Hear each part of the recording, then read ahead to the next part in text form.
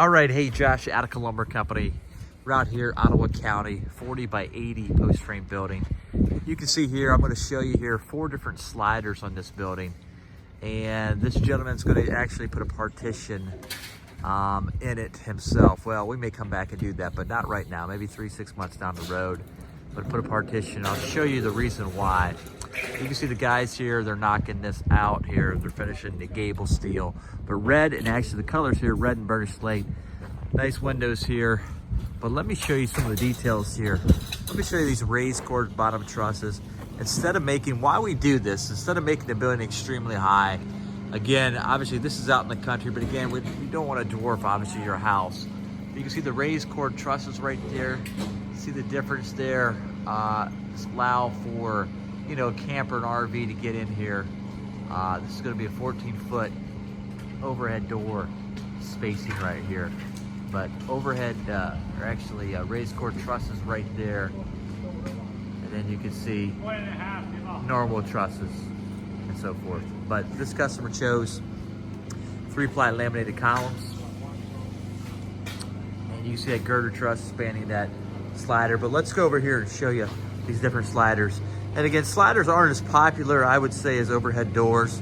But when you're talking about a livestock, this guy actually for his kids is gonna put cattle in here in this back section. So right here, this section right here, he's gonna partition off. This is gonna be the livestock area, the cattle area. And then he's gonna have his storage area as well. But you can see there, put a girder truss. That's called a girder truss above the slider opening right there. And then also there's another smaller slider here on the back side of the gable as well. And then another slider, you know, that needs to be installed there. And then also another slider right there. Again, 2x6 MSR lumber right here. Machine strength rated.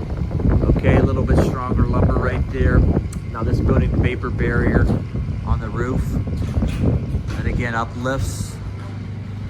See the uplifts right there on the truss. Again, connect this, obviously keep the building from racking and so forth. Sidewall girts 2x6 instead of 2x4, and let me know in the comments what you think about that. But this is a building here, Ottawa County. And these guys are actually going to be moving out here. It won't take them too much longer.